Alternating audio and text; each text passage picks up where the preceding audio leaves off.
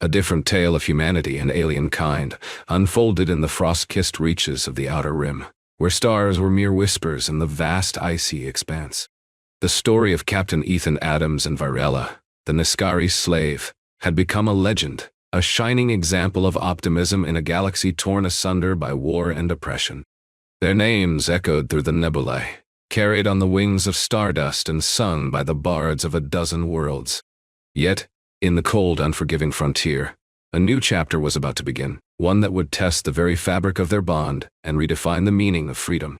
The planet Calypsos, a world of perpetual twilight, was a place where humanity had established a tenuous foothold amidst the ruins of an ancient alien civilization. The remnants of towering spires and crumbling arches stood as silent sentinels, casting eerie shadows over the makeshift settlements of human colonists. The air was thin and bitter, carrying with it the faintest hint of ozone and the ever-present whisper of the wind. A distress signal, piercing through the static like a knife, drew Ethan and Virela to this desolate and foreboding land. Their ship, a battered but reliable vessel named the Liberty's Wings, descended through the murky atmosphere, kicking up plumes of dust and ice crystals as it touched down in a clearing near the colonial outpost. The settlement was a motley assortment of prefabricated buildings and makeshift shelters, huddled together against the relentless cold. The colonists, hardy souls with weather-beaten faces and eyes that held a mixture of hope and desperation, emerged from their homes to greet the newcomers.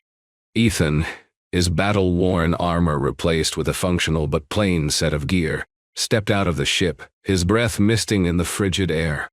Virela followed, her silver eyes scanning the crowd with a mixture of curiosity and wariness. Her form-fitting suit of light armor was a stark contrast to the tattered dress she had received as a slave. Twin plasma blades hung at her sides, a testament to her newfound power and the choices she had made. The colonial leader, a grizzled man named Magnus, approached them, his hand outstretched. "Captain Addams, we didn't expect to see you here. What brings you to Calypsos?" Ethan shook his hand firmly. "We picked up a distress signal. Thought we'd see if we could be of assistance." Magnus's expression darkened. "We're in a bit of a pickle. Our main generator went kaput, and we can't keep the heaters running. If we don't get it fixed, we'll freeze before the next supply ship arrives." Virela looked at Ethan, her eyes reflecting the grim determination in his. "We'll take a look," he said, already knowing what her unspoken question was. "Where's the generator?" Magnus led them through the winding paths of the settlement, past makeshift greenhouses and workshops, to a large reinforced building at the edge of the colony. Inside, the hum of failing machinery filled the air, a discordant symphony of sputtering sparks and groaning metal. The generator, a massive ancient piece of equipment, dominated the room, its once smooth surfaces now pitted and corroded. Ethan and Virela set to work, their movements synchronized from years of fighting side by side. While Ethan inspected the control panels, Virela climbed onto the generator, her agile form moving with the grace of a predator. She ran her hands over the metal, her touch light but purposeful, feeling for any anomalies. "Corrosion is bad," Ethan called out, his voice echoing in the cavernous room. "But I think I can bypass the damaged sections." Virela nodded, her eyes narrowing as she sensed a faint hum beneath her fingers. "There's a power leak here, something sapping the energy." Together, they worked, their breaths visible in the cold air, their hands stained with grease and grime. Hours passed, and the colony held its breath, hoping that these two strangers could save them from the encroaching cold. As the sun began to set, casting an eerie reddish glow over the landscape, Ethan finally stepped back, wiping his brow.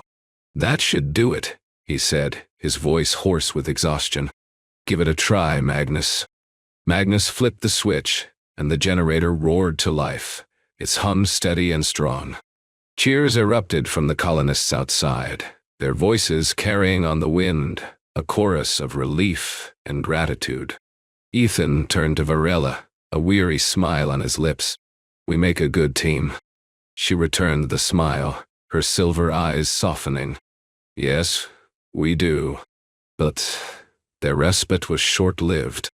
As they made their way back to the Liberty's wings, a sudden burst of static from their comms unit announced an incoming transmission. The voice that crackled through the speaker was harsh, accented, and laced with malice. "Greetings, Captain Addams. I am Commander Vex of the Elysian Elite. You have something that belongs to us. Return the Neskari slave, and we will consider sparing your life and that of the colony." Ethan Grip tightened on the comms unit, his knuckles turning white. Virela's expression hardened, her hand resting on the hilt of her plasma blade. "Tell him we'll consider it," Ethan said, his voice a low growl. "But only if he comes to negotiate in person. No army, no tricks." Vex's laughter was like shards of ice. "Very well, human. We will meet on the morrow. May the gods favor the bold." The transmission ended, leaving only the howling wind to fill the silence. Ethan looked at Virela, his eyes reflecting the cold determination in hers. "We'll fight together," he said, his voice a promise. The next day, under the watchful eyes of the colonists, Ethan and Virela stood before the Elysian commander. Vex was a towering figure, his armor a gleaming black, his eyes like pools of liquid silver. Behind him, a small contingent of elite soldiers waited, their weapons ready but not drawn. "Captain Addams," Vex began, his voice echoing across the frozen plain. "You have defied the High Chancellor and taken what is rightfully ours. The Neskari are a relic of the past, a symbol of our power. Return her, and the matter can end peacefully." Ethan stepped forward, his stance firm and unyielding. "Virela is not a slave. She is a free being, and she chooses her own path. If you want her, you'll have to take her by force." Vex's lips curled into a sneer. "Very well, but know this, human. You have sealed the fate of this colony. They will not survive the storm that is coming."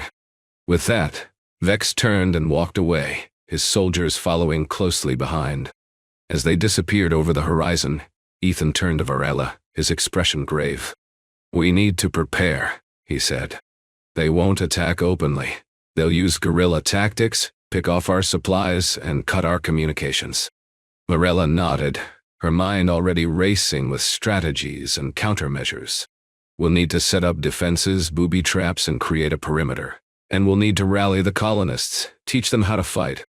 Together, they set to work, their movements efficient and purposeful. They organized the colonists, teaching them the basics of combat and setting up defensive positions around the settlement.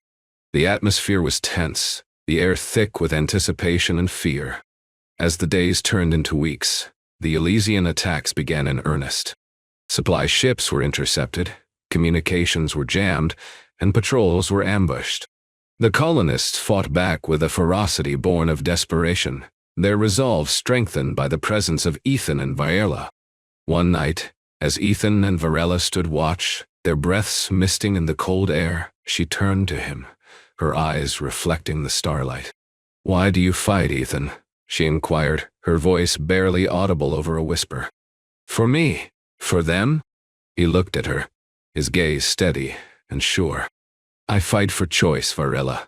I fight for the freedom to determine our own destiny, whether it's for you, for them, or for myself. The principle is the same. No one should live in chains, not even the Elysians." She reached out, her fingers brushing against his, a rare moment of vulnerability. "And what if we lose? What if they take everything from us?" He smiled, a soft, sad smile. "Then we'll fight until our last breath, and we'll make them pay for every inch they take. But we won't go down without a fight, Virela. Never again." Their moment was interrupted by the sudden blare of alarms, the harsh, discordant sound cutting through the night. Elysian ships were descending, their engines roaring like beasts of war, and the colony was under attack. Ethan and Virela sprang into action, their weapons drawn, their hearts pounding with a mixture of fear and exhilaration. They moved through the settlement, their forms a blur of motion, cutting down enemy soldiers with precision and ferocity. The colonists fought alongside them, their voices raised in battle cries, their spirits unbroken. The battle raged on, the night filled with the clash of metal, the roar of explosions, and the screams of the wounded. Ethan and Virela fought back to back, their movements synchronized, their bond unbreakable. They were a whirlwind of destruction, a force to be reckoned with, and the Elysians began to falter. As the first light of dawn broke over the horizon, the Elysian ships began to retreat, their engines roaring as they ascended into the sky. The colony was silent, the air thick with the smell of smoke and blood. Ethan and Virela stood amidst the ruins, their breaths coming in ragged gasps, their bodies aching from the fight. Magnus approached them, his face a mask of gratitude and awe. "You did it," he said, his voice hoarse with emotion. "You saved us." Ethan shook his head, a weary smile on his lips. "We saved each other." In the weeks that followed, the colony began to rebuild, their spirits renewed, their hope restored. Ethan and Virela stayed, helping to fortify the settlement, teaching the colonists new skills, and ensuring that they would never be vulnerable again. But as the days turned into months, a new threat emerged on the horizon. A fleet of ships, unlike any they had seen before, descended from the sky, their hulls gleaming like polished silver. The colonists watched in awe and trepidation as the ships landed, and a figure stepped out, his form cloaked and mysterious. Ethan and Virela approached him, their hands resting on their weapons, their eyes cautious. The figure turned to them, his face hidden by a hood, but his voice was clear and commanding. "I am Seraphis," he said, his tone resonating with an otherworldly quality. "I have come to offer you a choice. Join me, and together we can bring balance to the galaxy, or stand against me and face the consequences." Ethan looked at Virela, his expression unreadable. She returned his gaze, her silver eyes reflecting the same mixture of curiosity and wariness. They turned back to Seraphis, their decision made. "We'll hear your offer," Ethan said, his voice steady and sure. "But know this, we fight for choice, for freedom, and for the right to decide our destinies. If your cause aligns with ours, then we are with you. But if it does not, we will stand against you no matter the cost." Seraphis nodded, a faint smile playing on his lips. "Very well. Let us see if our paths align, Captain Addams. Let us see if we can rewrite destiny together." Under the watchful gaze of the stars, a new chapter unfolded, challenging the boundaries of Ethan and Virela's bond, their beliefs, and their comprehension of the galaxy. For in a universe where power was taken and freedom was rare, they had found something worth fighting for, a choice, a voice, and a love that transcended the chains of fate.